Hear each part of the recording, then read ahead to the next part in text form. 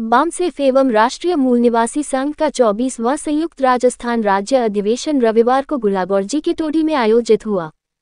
कार्यक्रम के मुख्य अतिथि भंवरलाल सर्वा उप मुख्य चिकित्सा एवं स्वास्थ्य अधिकारी झुंझुनू रहे। विशिष्ट अतिथि डॉक्टर मुकेश भूपेश उपखंड मुख्य चिकित्सा एवं स्वास्थ्य अधिकारी उदयपुरवाटी रहे। कार्यक्रम के उद्घाटन बलवीर सिंह गोठवाल सेवानिवृत्त निदेशक वित्त अलवर रहे। कार्यक्रम की अध्यक्षता बामसेफ एवं भारत मुक्ति मोर्चा के राष्ट्रीय अध्यक्ष वामन मेश्राम द्वारा की गई। कार्यक्रम को संबोधित करते हुए राष्ट्रीय अध्यक्ष वामन मेश्राम ने कहा कि जो हमें आगे लेकर जाता है उसी का नाम ज्ञान है और जो हमें पीछे धकेलता है वह ज्ञान नहीं अंधकार है। वामन मेश्राम ने कहा कि ब्राह्मणों ने इस देश के मूल निवासियों को 4 वर्णों में बांटते हुए 6343 जातियों में बांटकर देश के टुकड़े कर दिए। ब्राह्मणों का पहले से ही हिंसा का इतिहास रहा है। ब्राह्मणों ने देश में SC, ST, OBC और माइनॉरिटी में दंगे फसाद करवाने का कार्य किया है। SC, ST, OBC और माइनॉरिटी हिंदू नहीं है। हिंदू धर्म तो ब्राह्मणों का धर्म है। ये शूद्रों का धर्म कैसे हो सकता है, क्योंकि इस धर्म में उन्हें स्पर्श करने तक का अधिकार भी नहीं है। इस वर्ण व्यवस्था ने देश के 85% मूल निवासी को झकझोर कर रख दिया। उन्होंने कहा कि ब्राह्मणों ने जाति व्यवस्था के अनुसार महिलाओं को दास बनाया, शूद्रों को दबाकर उनसे सेवा करवाए, आदिवासियों को जंगल में भटकने के लिए मजबूर किया। विज्ञान और DNA के अनुसार ब्राह्मण इस देश के मूल निवासी नहीं है बल्कि विदेशी है, जो इस देश की कुल आबादी का 3.5% होने के बावजूद भी पूरे देश पर राज कर रहे हैं। ये सोचने वाली बात है। कांग्रेस और बीजेपी दोनों चचेरे और मौसेरे भाई हैं जो ब्राह्मणों के बनाए संगठन RSS से चलते हैं। उन्होंने कहा कि ब्राह्मणों ने गैर बराबरी का निजाम कायम कर भारत के 85% मूल निवासियों के हक अधिकार पर काबिज हो चुके हैं, लेकिन अब देश का मूल निवासी बामसेफ के माध्यम से जाग चुका है। अब मूल निवासी इकट्ठे होकर इस गैर बराबरी की व्यवस्था के विरुद्ध में जन आंदोलन करने लगे हैं, जिसका परिणाम शीघ्र ही देखने को मिलेगा। क्षत्रिय मूल निवासी संघ के पदाधिकारियों ने वामन मेश्राम का धन्यवाद ज्ञापित करते हुए कहा कि आपने हम लोगों को जागरूक करने का कार्य किया है, जिन पर हम अमल करेंगे। मंच संचालन बामसेफ प्रदेश महासचिव तुकाराम मेघवाल द्वारा किया गया। इस दौरान क्षत्रिय मूल निवासी महासंघ के दलपत सिंह गच्छीपुरा, खुर्शीद खान कायम खानी, बामसेफ प्रदेश महासचिव धर्मपाल सिंह सौंथली, बेगपाल वर्मा, शीशराम सिलोलिया, शिव कुमार मौर्य, जगदेव सिंह कटारिया, सुरेंद्र नंगली, राजवीर वर्मा, पंकज खाजपुरिया, विजेंद्र भीम प्रेमी, संजय मूल निवासी एवं बामसेफ के राज्य स्तरीय पदाधिकारियों सहित हजारों की संख्या में महिला एवं पुरुष मौजूद रहे। स्थिति यह है कि अत्याचार अन्याय बहुत ज्यादा किए जा रहे हैं।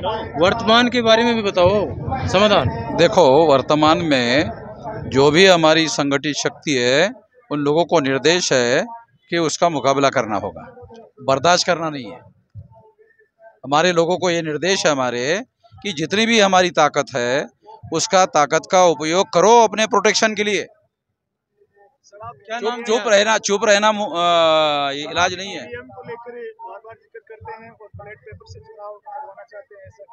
देखो, EVM जो है अमेरिका में नहीं है, यूरोप में नहीं है, ये इस देश में इसलिए EVM लाया गया ताकि EVM के आधार पर ये घोटाला करवाया जा सके। इवन सुप्रीम कोर्ट का कहना है। अभी सभी जिलों में जाओगी आप? 500 जिलों में तो घूम के आ गया है। हाँ जी।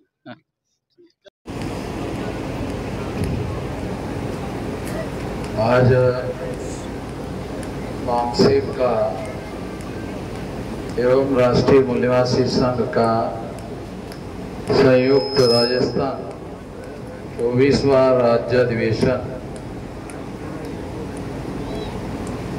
देहात में रखा हुआ है।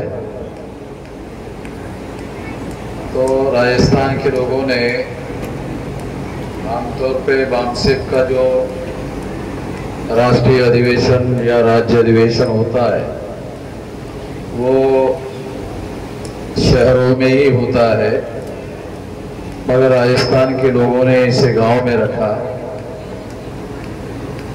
तो ये एक अच्छा काम किया।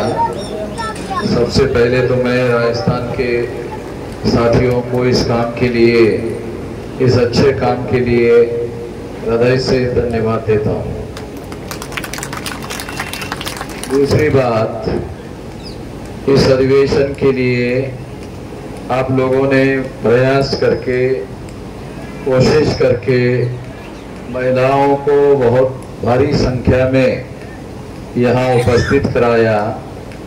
आमतौर पे हमारे लोग इसके लिए कोशिश नहीं करते हैं, मगर महिलाओं को जगाकर जोड़ने के लिए कोशिश होनी चाहिए, योजनाबद्ध कोशिश होनी चाहिए। आप लोग कर रहे हैं, इसके लिए भी मैं आप लोगों को हृदय से धन्यवाद देता हूँ। साथियों, अब इस देश के मूल निवासी है, तो इन बातों के बारे में कुछ बातें आप लोगों को, इससे संबंधित बातें आप लोगों को समझना जरूरी है।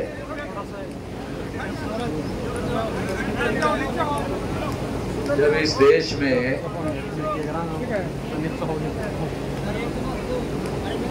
इस देश में यूरेशियन नस्ल के लोग भारत में आए, तो उन लोगों ने इस देश में समाज को बांटने के लिए वर्ण व्यवस्था बनाई।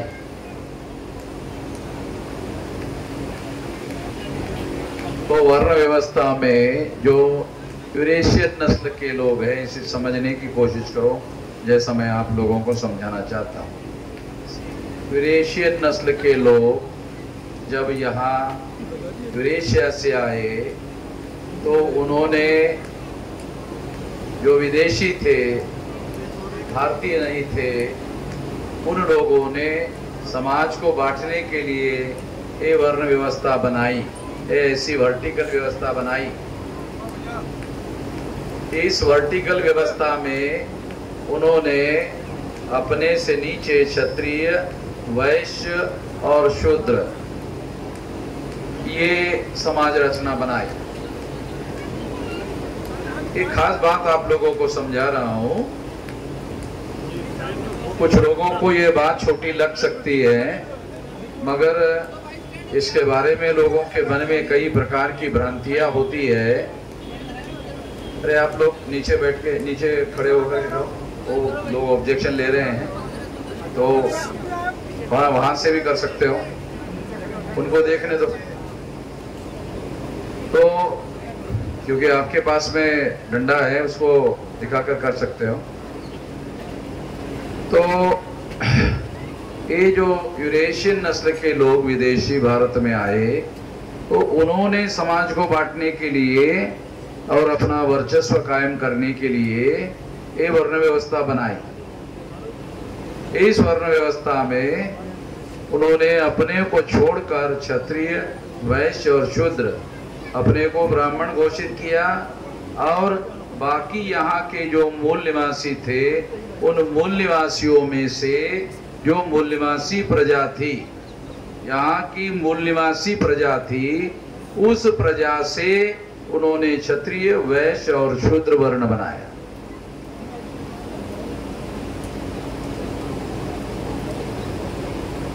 तो ये बात मैं इसलिए आप लोगों को समझा रहा हूं,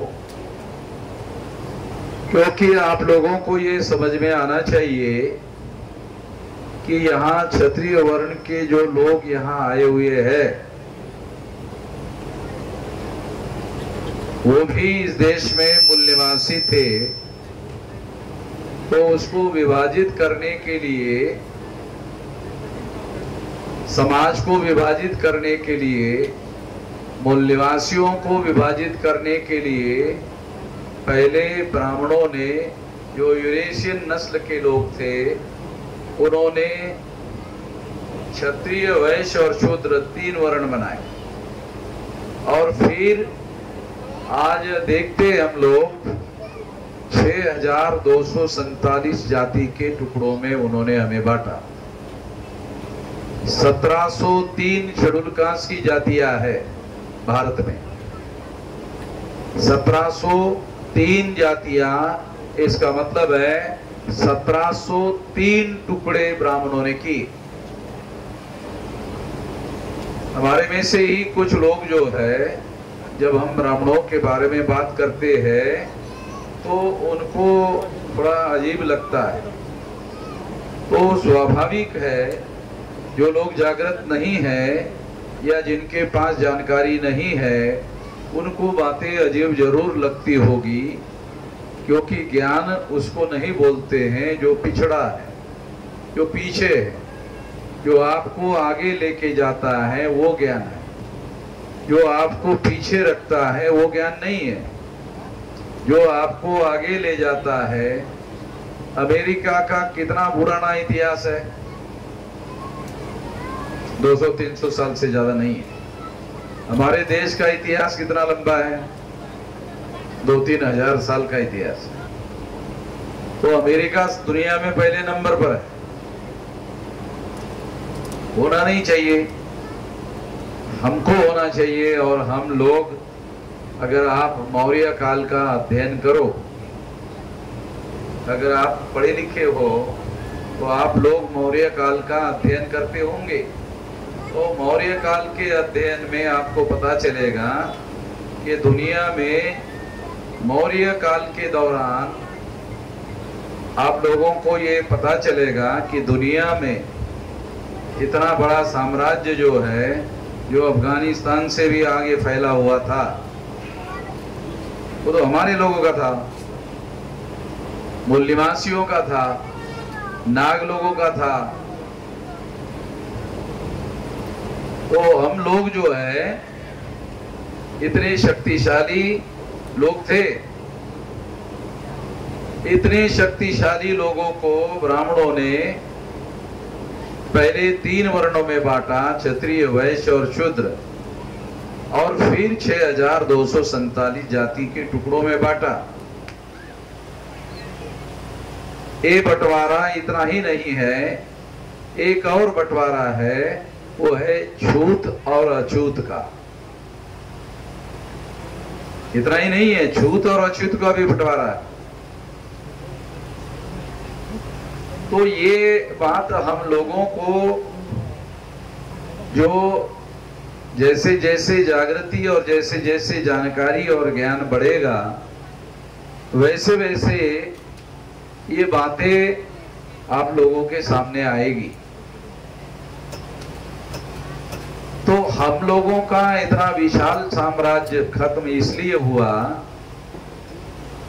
क्योंकि उन लोगों ने मौर्य साम्राज्य का आखिरी सम्राट बृहदत्त मौर्य की पुष्यमित्र शुंग नाम का जो ब्राह्मण है, उसने हत्या की।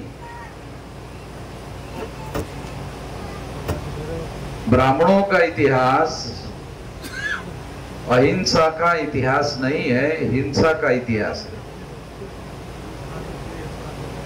ब्राह्मणों का जो इतिहास है वो अहिंसा का इतिहास नहीं है, हिंसा का इतिहास है। और हिंसा के द्वारा ब्राह्मणों ने अपना वर्चस्व स्थापित किया। आजाद भारत में SC ST OBC को हिंदू बनाने के लिए ब्राह्मणों ने मुसलमानों में और SC ST OBC में फसाद करवाए।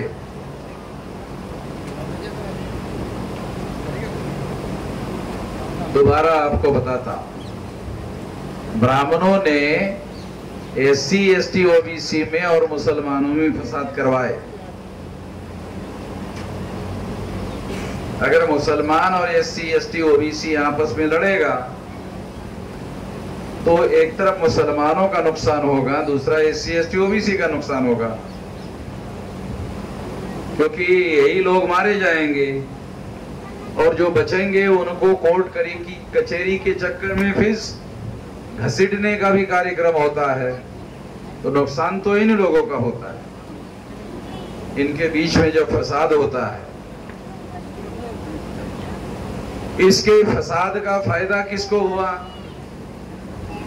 इसके फसाद का फायदा ब्राह्मण को हुआ, नुकसान हमें हुआ, मुसलमान को और SC ST OBC को। फायदा किसको हुआ? ब्राह्मण को। कैसे? क्योंकि जब हिंदू मुसलमान में फसाद होता है, दंगल होती है, तो SC ST OBC प्रतिक्रिया में हिंदू होता है। SC ST OBC प्रतिक्रिया में हिंदू होता है कि वो मुसलमान है, उससे हमारा झगड़ा हो रहा है, इसका मतलब हम हिंदू है। SC ST OBC हिंदू नहीं है।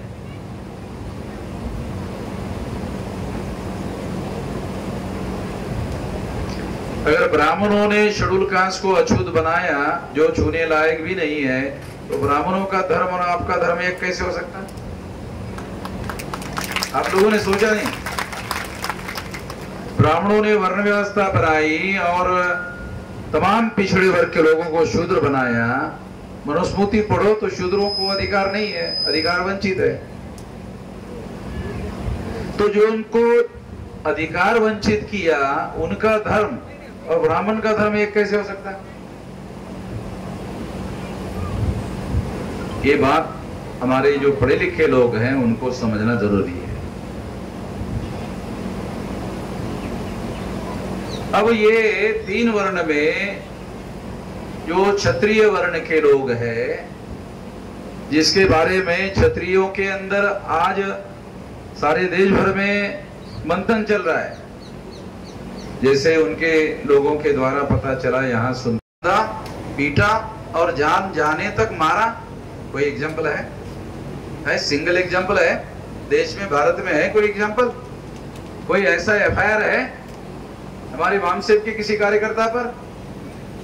मगर RSS, विश्व हिंदू परिषद, बजरंग दल, ये लोग मुसलमानों के खिलाफ घृणा फैलाते हैं, मुसलमान को धरते हैं, बांधते हैं, पीटते हैं और जान जाने तक मारते हैं।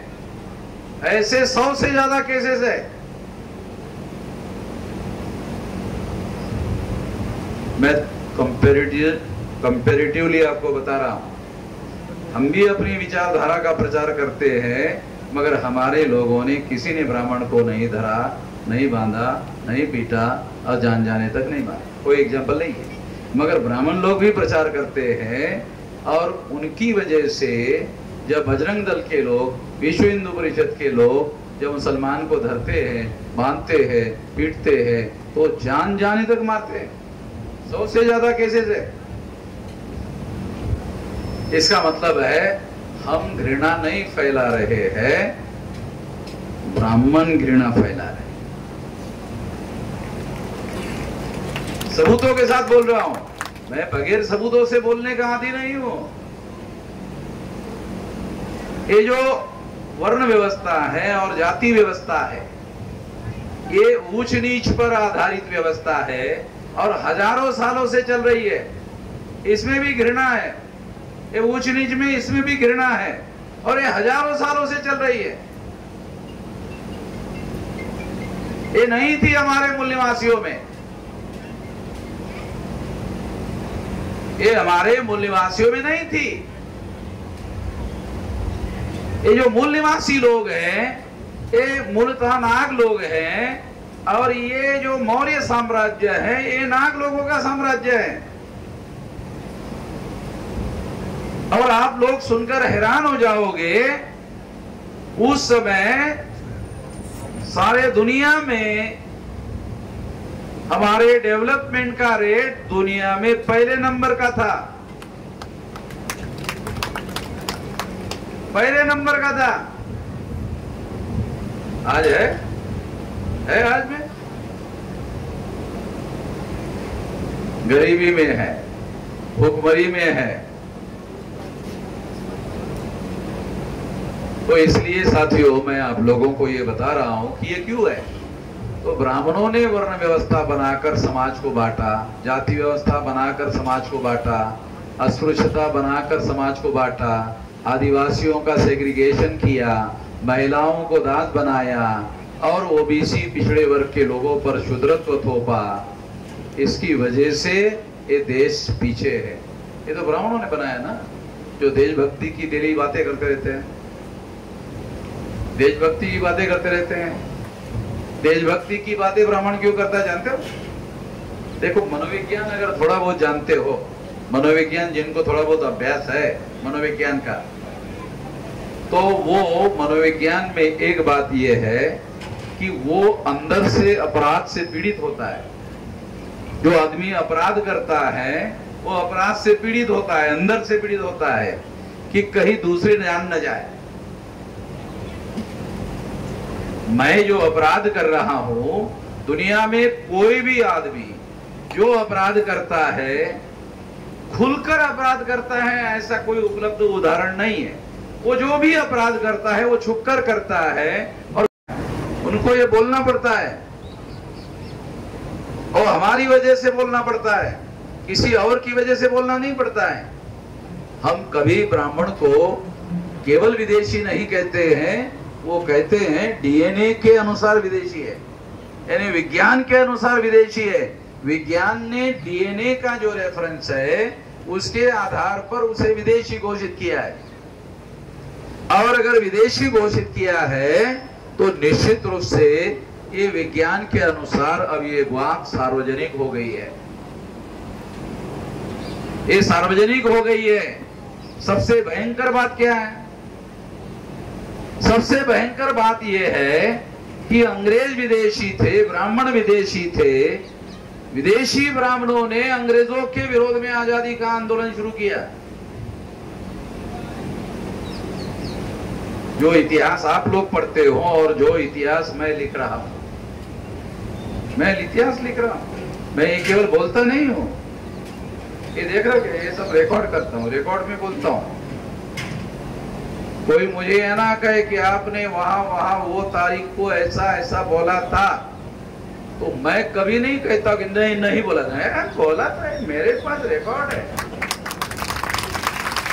मैं नहीं बोलता हूँ कि नहीं नहीं नहीं मैंने ऐसा नहीं बोला, नहीं मैंने बोला, मेरे पास रिकॉर्ड है। तेरे को कॉपी चाहिए ले ले, तेरे को एविडेंस चाहिए ले ले तेरे को। क्योंकि हम कोई बगैर सबूत के कोई बात नहीं करते और किसी व्यक्ति विशेष या जाति विशेष के प्रति दुर्भावनाओं से प्रेरित होकर बात नहीं करते। क्योंकि अगर ऐसा होता तो हमारे कार्य की वजह से बहुत भारी टकराव पैदा होता। हम ऐसा कर ही नहीं रहे। हम केवल अपने लोगों को जागृत करने का काम कर रहे हैं और अपनी मातृभूमि को गुलामी से आजाद करने का काम कर रहे हैं। जो ब्राह्मण लोग विदेशी थे, अंग्रेज भी विदेशी थे, अंग्रेजों को भारत से भगाने के लिए ब्राह्मणों ने आजादी का आंदोलन चलाया।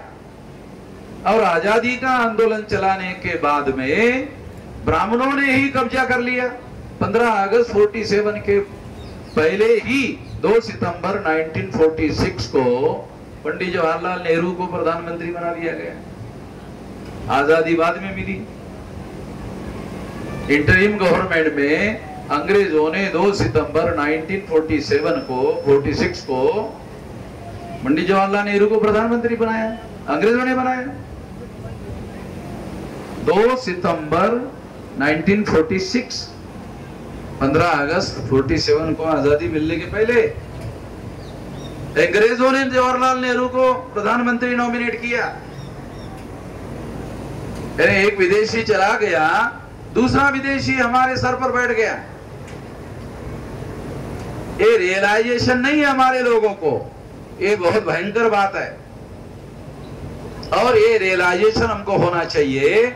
और फिर उन्होंने, जिन ब्राह्मणों ने इस देश पर काबिज किया, उनकी संख्या देश में 3.5% थी।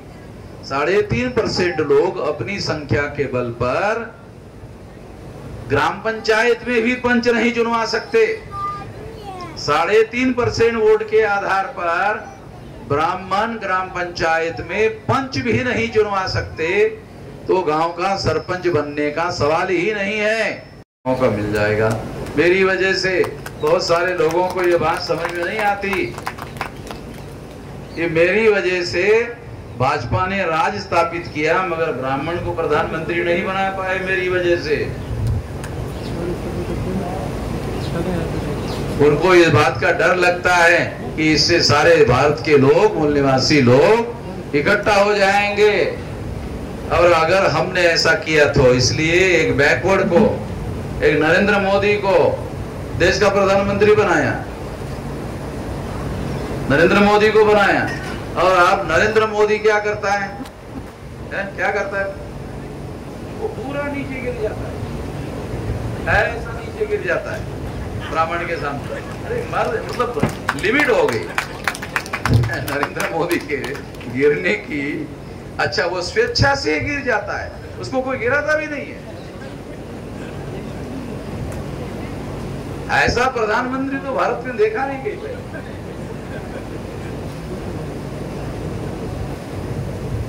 तो इसलिए ब्राह्मण कैसा सोचते हैं?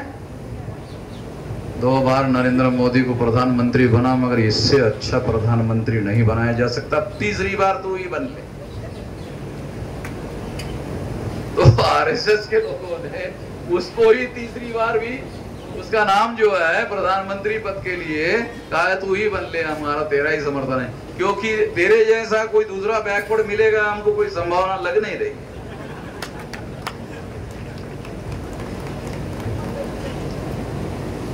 तो साथियों, मैं आप लोगों को ये बताना चाहता हूं, ये समझाना चाहता हूं कि देश में परिस्थिति जो है, बैकवर्ड क्लास के लोगों ने जब आरएसएस के द्वारा नरेंद्र मोदी को प्रधानमंत्री बनाने की बात की, तो उस समय 2014 में ये सोचकर वोट दिया कि एक बैकवर्ड आदमी देश का प्रधानमंत्री बनेगा तो हमारी गिनती करेगा। बैकवर्ड 52% लोगों ने ये सोचा कि एक बैकवर्ड ब्राह्मण देश का प्रधानमंत्री बनता है तो हमारी गिनती नहीं करता, जानवरों की गिनती करता है, कुत्ते बिल्लियों की गिनती करता है, जानवरों की गिनती करता है, जंगली जानवरों की गिनती करता है, मगर हमारी गिनती नहीं करता। तो इसलिए बैकवर्ड ने सोचा एक बैकवर्ड आदमी को प्रधानमंत्री बनाया जाए, और 52% बैकवर्ड लोगों ने नरेंद्र मोदी को प्रधानमंत्री बनाने के लिए साथ सहयोग किया, प्रधानमंत्री बनाया। मगर अभी 9 साल पूरे हो गए, बैकवर्डों की गिनती नहीं हुई। अधिकार देने की बात तो बहुत दूर की बात है, अधिकार देने की बात दूर की है, अरे गिनती करने के लिए तैयार नहीं है। जब आपकी गिनती करने के लिए तैयार नहीं है कोई आदमी, तो उसको हम अपने दृष्टि से प्रधानमंत्री कैसे माने? अगर प्रधानमंत्री के बाद फैसला करने का अधिकार है, और प्रधानमंत्री ओबीसी है, पिछड़े वर्ग का है, और पिछड़े वर्ग का ही प्रधानमंत्री पिछड़े वर्ग की ही गिनती करने के लिए फैसला नहीं कर रहा है, तो ये कैसे माना जा सकता है कि नरेंद्र मोदी को समझ में नहीं आ रहा है, इस वजह से वो गिनती नहीं कर रहा है? ये बात नहीं है। आरएसएस के लोग ऐसा करने देने के लिए उसको राजी नहीं है।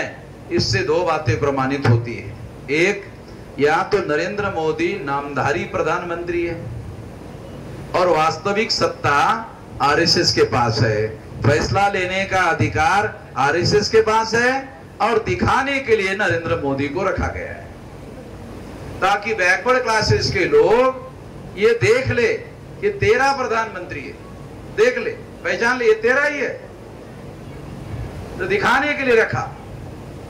मनुस्मृति में लिखा हुआ है, ब्राह्मणों के द्वारा लिखी हुई मनुस्मृति में लिखा हुआ है कि अगर ब्राह्मण तेली का मुख देख ले तो उसका सारा का सारा दिन खराब होता है और उसको तुरंत नहाना पड़ता है।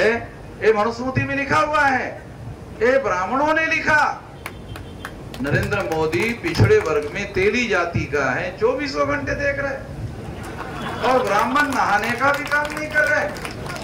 ऐसा कहीं सार्वजनिक रूप से नहा रहे हैं, ऐसा कहीं दिख नहीं रहा है।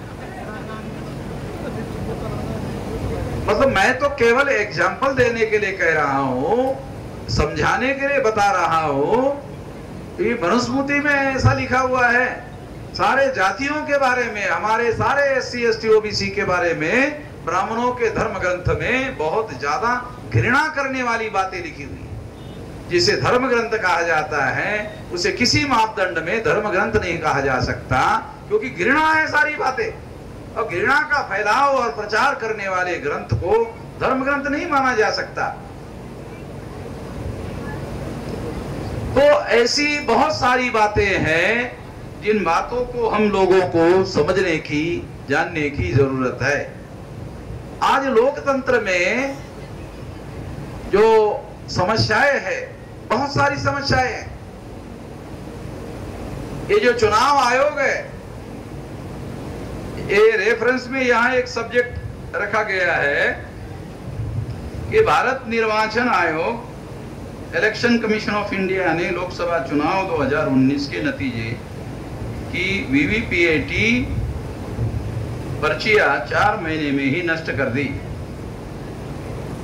जो आप लोगों ने वोट डाला वो पर्चियां 4 महीने में नष्ट कर दी, जबकि कानून है 12 महीने में रखना है। कानून है कि वो पर्चियां 12 महीने सुरक्षित रखनी होगी। कोई आदमी हाई कोर्ट, सुप्रीम कोर्ट में जा सकता है, तो उसके लिए चुनाव आयोग के पास सबूत है, वो सबूत होने चाहिए सुरक्षित। चुनाव आयोग को मालूम है कि 2019 के चुनाव में घोटाला करके नरेंद्र मोदी को प्रधानमंत्री बनाया गया है। ये चुनाव आयोग को ही मालूम है। अगर चुनाव आयोग को मालूम नहीं था तो फिर चुनाव आयोग ने 4 महीने में पर्चियां नष्ट क्यों की?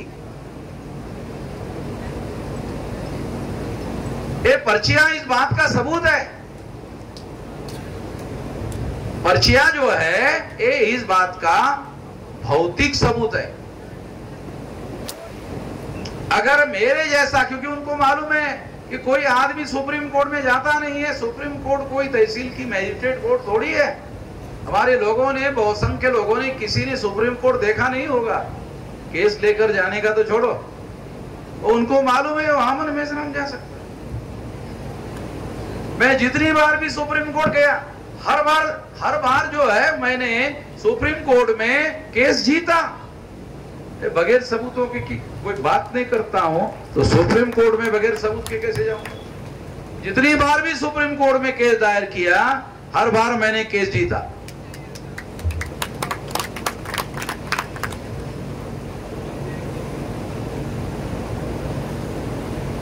सुप्रीम कोर्ट में वकील को मैं ही बोलता हूं, ये बोलना है। वकील ने मुझे कहा एक बार कि आप वकालत कितनी पढ़ेगा? कुछ भी नहीं। फिर आपको ये कैसा ज्ञान है कि लड़ते लड़ते ज्ञान हो गया है? देखो, ये लड़ाई है, इसमें जो दिमाग है ये हथियार के तौर पर उपयोग और प्रयोग लाना पड़ता है। आपके पास चाकू, छुरी, बंदूक, गोली है, चलाना नहीं आता, क्या मतलब?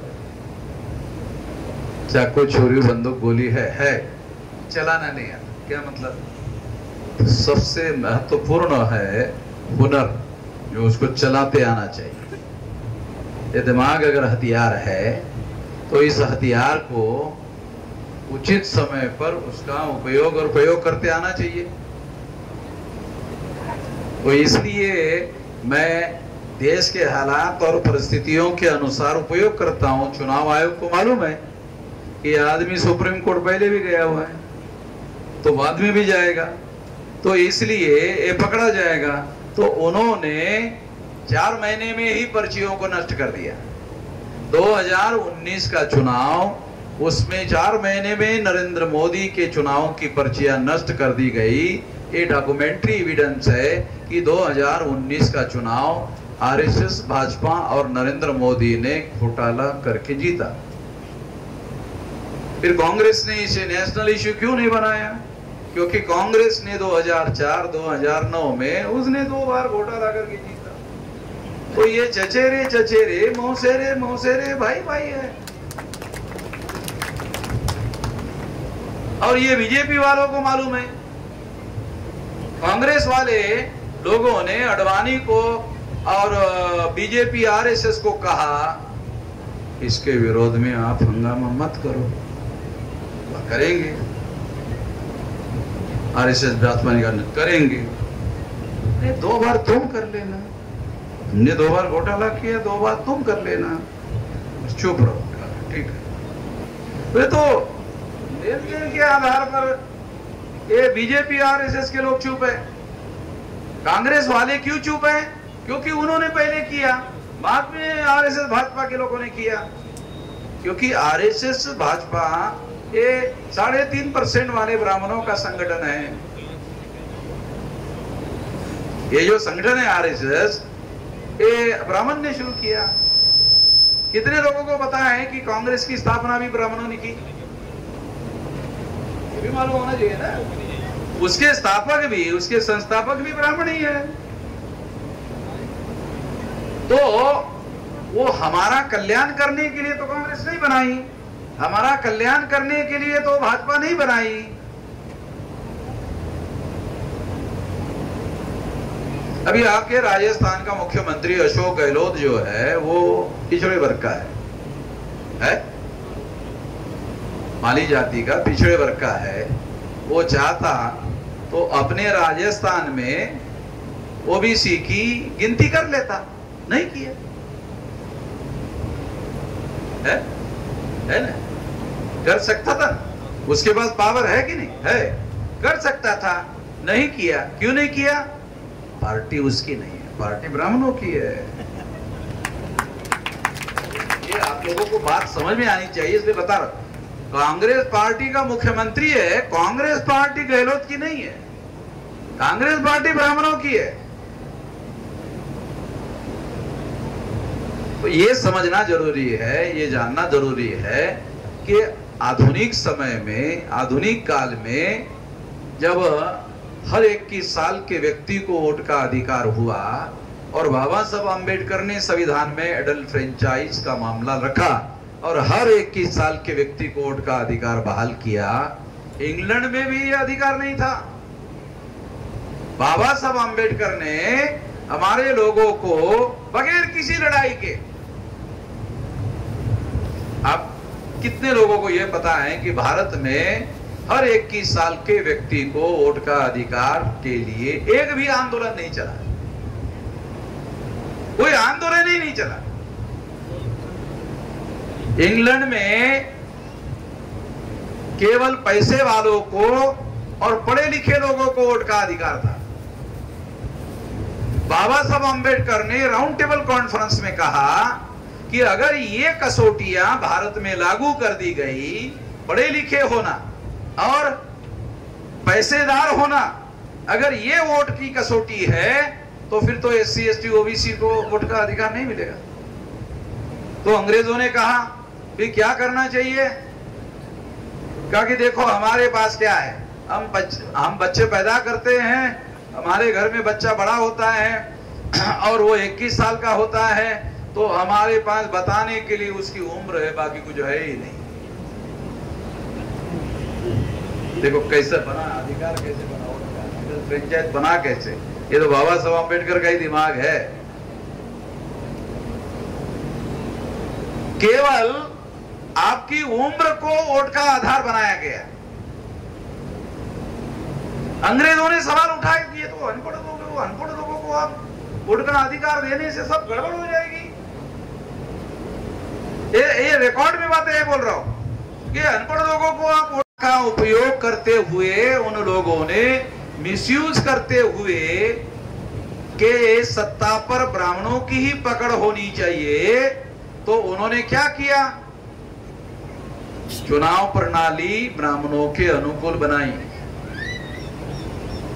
कितने लोगों को पता है लोकसभा का चुनाव लड़ने के लिए कांग्रेस और बीजेपी के लोग एक लोकसभा के लिए 100 करोड़ रुपया खर्चा करते हैं? है किसी को पता? सारा दुनिया भर का काला धन चुनाव में सफेद कर देते हैं और संसद पर कब्जा कर लेते हैं। दूसरी है कार्यपालिका, आईएएस, आईपीएस, आईआरएस अधिकारी 99.2% ब्राह्मण और तत्सम जो लोग हैं उन लोगों का कब्जा है। यानी बाय एंड लार्ज ब्राह्मणों का कब्जा है प्रशासन पर। यानी आपके फेवर में अगर कोई कानून बना भी है तो जिले में इंप्लीमेंट आपके फेवर में नहीं होता है, क्योंकि अधिकारी आपका नहीं है।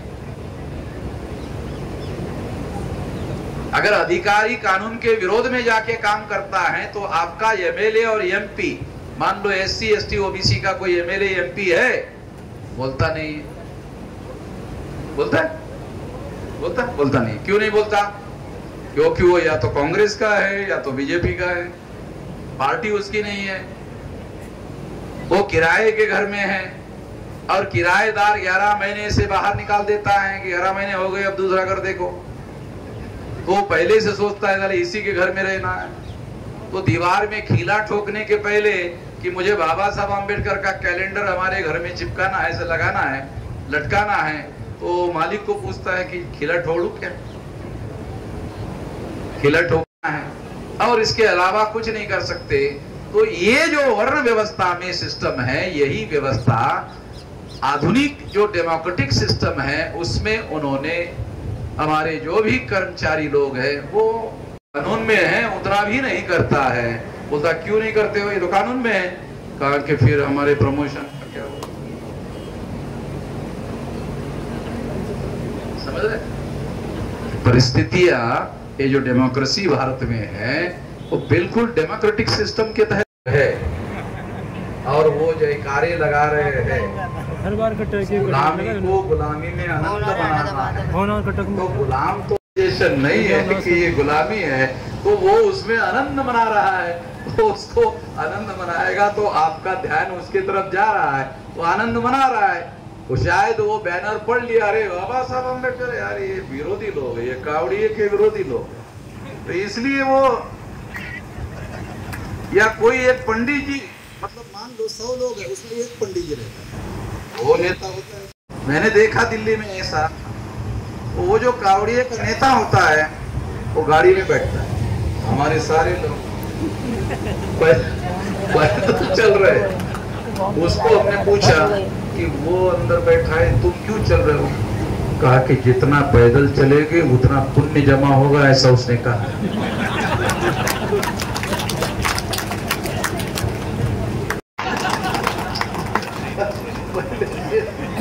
पहले से बहुत ज्यादा जमा है, वो उसी पर खा रहा है। हमारे बाप दादा का कोई जमा है नहीं, पूंजी है नहीं कुछ भी, इसलिए पैदल चलना पड़ रहा है। तो हमारे लोगों का ऐसा है, ये स्थिति है, कोई जमा वमा होना नहीं है। पैर में छाले पड़ते हैं, कुछ कोई भगवान इनको देखता नहीं, कोई ध्यान रखता नहीं है कि छाले तो कम से कम रोके, नहीं छाले भी नहीं पर रोकता है, क्योंकि वो जो शारीरिक क्रिया है उसका परिणाम तो होना ही होना है। तो मैं आप लोगों को ये समझाने का प्रयास कर रहा था कि ये सारा हो रहा है, तो इसमें बदलाव होना चाहिए, परिवर्तन होना चाहिए, इसके लिए हमको काम करना चाहिए। तो उसके लिए क्या करना होगा? उसके लिए हम लोगों को संगठित शक्ति का निर्माण करना चाहिए। मैं 18 साल 3-4 महीने की मेरी उम्र थी, अभी मेरी 66 साल की उम्र है। 58 साल में आदमी रिटायर्ड होता है ना? 58 साल में होता है? 60 हो गए? चल तो बढ़ा दिया गुलामी, अभी 2 साल और कर लो, शायद अशोक गहलोत ने कर दिया होगा। हाँ बराबर है। तो 60 साल हो गई है, तो 60 साल में हमारा आदमी, अभी भी कई राज्यों में 58 ही है, तो 58 या 60 साल में हमारे लोग जो है रिटायर्ड हो जाते हैं। और जब वो घर में आते हैं तो उसके बच्चे उसको बोलते हैं कि पापा अब आप टायर्ड भी हो गए, नाते पोते को खिलाओ और कंधे पे बिठा के घुमाओ। तो सरकार उसको रिटायर्ड कर देती है और बच्चे जो है उनके बोलते कि पापा तुम अब टायर्ड भी हो गए, थक गए, अभी आराम करो। तो इस तरह से लोग जो है निष्क्रिय हो जाते हैं। जब नौकरी पे रहते हैं तो कहते हैं रिटायर्ड होने के बाद करूंगा, अब जब रिटायर्ड होते हैं तो बोलते हैं थक गया हूं, अब कुछ कर नहीं सकते। तो इसलिए मैं अभी 66 साल मेरी उम्र है, रिटायरमेंट के बाद भी ये मैं काम कर रहा हूँ और मुझे कभी भी ऐसा नहीं लगा कि मैं 66 साल का हो गया हूँ। अंदर से भावना होती है अरे मैं थक गया, नहीं, ये मैं डेली ट्रैवलिंग में हूँ। रात के 3 बजे मैं जयपुर में आया, वहां से 9 बजे हम लोग इधर आने के लिए निकले और अब भाषण होते ही गाड़ी रेडी है, दिल्ली जाऊंगा, मॉर्निंग में फ्लाइट है, उधर बंगाल से आगे उधर कार्यक्रम है। तो इस तरह से ये करनी हो। आज हम लोगों ने, आप सुनकर हैरान हो जाओगे, 769 जिले हैं इस देश में, 36 स्टेट है, 31 स्टेट में हमने संगठन बनाया। जब मुझे राष्ट्रीय अध्यक्ष बनाया गया था तो 13 स्टेट में 140 जिलों में वामसेप संगठन था। अब ये संगठन 31 राज्यों में, 567 जिलों में, 4000 से ज्यादा तहसीलों में, 22,000 से ज्यादा ब्लॉक में और 1.5 लाख से ज्यादा गांव में फैल गया। इसी के आधार पर आरएसएस के हेडक्वार्टर पर 4.5 लाख लोगों का मोर्चा लेकर गए थे। तो रिकॉर्ड में है, सोशल मीडिया में देख लेना, जिन्होंने नहीं देखा वो देख लेना। 4.5 लाख लोग लेकर गए थे। जब 4.5 लाख लोग वहां लेकर गए तो वहां का पुलिस कमिश्नर मेरे पास आए और कहने लगा कि आपके लोग एक कंट्रोल में नहीं है। मैंने कहा तुम्हारे कंट्रोल में करने के लिए थोड़ी मैंने तैयार किया, तो मेरे कंट्रोल में है। तुम्हारे कंट्रोल में आने के लिए थोड़ी किया, वो तो मेरे कंट्रोल में करने के लिए किया हुआ है ना। आंदोलन मुझे करना है, तुमने मुझे पुलिस स्टेशन में रखा, वो कंट्रोल में कैसे रहेंगे? तो बोले क्या करना होगा? अरे मुझे यहां से निकालो, तो फिर मैं समझाता हूं। तो इस तरह से हमारे लोगों को, 4.5 लोगों को खरोच तक नहीं आई, कुछ नहीं हुआ। और हमारा मकसद पूरा हुआ कि हरियाणा के गवर्नमेंट ने हमें वहां कार्यक्रम करने के लिए अनुमति नहीं दी थी, आर्टिकल 19 का उल्लंघन किया था। तो हमने सोचा कि ये हरियाणा की गवर्नमेंट किसकी? भाजपा की। और भाजपा का माए बाप कौन है? आरएसएस वाले। आरएसएस को पकड़ते, इन लोग बच्चों को क्या पकड़ने का, बाप को पकड़ते। बाप को पकड़ेंगे, बेटे अपने आप जमानत के लिए आ जाएंगे। तो हमने बाप को पकड़ने के लिए नागपुर गए और वहां कार्यक्रम करने के बाद में फिर हरियाणा में आदमी भेजा। 8 दिन के बाद उसी पुलिस चौकी में भेजा। वो पुलिस इंस्पेक्टर वही था, क्या कि कार्यक्रम करना है, कर। तो उधर से मैसेज आ गया होगा कि ये आप लोगों ने इधर कार्यक्रम करने दिया होता तो ये इधर हम लोगों का साला बवाल खड़ा हो गया। तो इसलिए संविधान में जो अधिकार दिए हुए हैं वो अधिकार भी संगठित शक्ति के बगैर आपको मिलने वाले नहीं है, ध्यान रखो। फंडामेंटल बात आपको बता रहा हूं। तो संगठित शक्ति निर्माण करना होगा। 769 जिलों में ये लोग जिले हैं, उसमें से 5 स्टेट, 31 के बाद 36 स्टेट है, तो 5 स्टेट में हमारा नागालैंड, मिजोरम, मणिपुर वहां नहीं है। चलो 5 स्टेट के 50 जिले माइनस कर दो, 719 जिले। 719 में से 567 जिलों में हमारा संगठन है, 152 जिलों में अभी संगठन नहीं है। तो हमने 152 कार्यकर्ताओं की लिस्ट तैयार की और कहा 152 लोग 152 जिलों में फैल जाओ, और दिसंबर में जो राष्ट्रीय अधिवेशन होगा वहां से 2-4-5 लोग डेलीगेट के तौर पर आना चाहिए। तो संगठन की शक्ति निर्माण किए बगैर कोई बड़ा परिवर्तन होने वाला नहीं है, क्योंकि जो परिवर्तन का काम है वो पहलवानी का काम नहीं है। पहलवानी करने के लिए दंड बैठक करनी पड़ती है, दंड बैठक करने से परिवर्तन नहीं होता। परिवर्तन का काम संगठित शक्ति के बगैर नहीं होगा। तो संगठित शक्ति निर्माण करने का मामला सबसे ज्यादा अहम है। ये संगठित शक्ति कैसे होगी? देखो, बहुत सिंपल फार्मूला आपको बताता हूं। एक माँ के रिश्तेदार है, माँ के तरफ से रिश्तेदार, एक बाप के तरफ से रिश्तेदार, ठीक है। अगर इतने रिश्तेदारों को आप पकड़ो तो आपका गांव में संगठन फैल जाएगा। क्योंकि अब हमारी रणनीति ये है कि हमने इतना दीर्घ काल तक शहरों में काम किया, अब नहीं करेंगे, अब गांव में करेंगे। तो इसलिए मैंने सबसे पहले मगाराम हातला को धन्यवाद दिया कि आपने वामसेप का अधिवेशन गांव में लगाया। तो हम लोग अब गांव के तरफ जा रहे हैं और 6 लाख गांव का संगठन ये 2030 तक, अभी 7-7.5 साल का समय है, 2030 तक 6 लाख गांव का संगठन खड़ा करना है।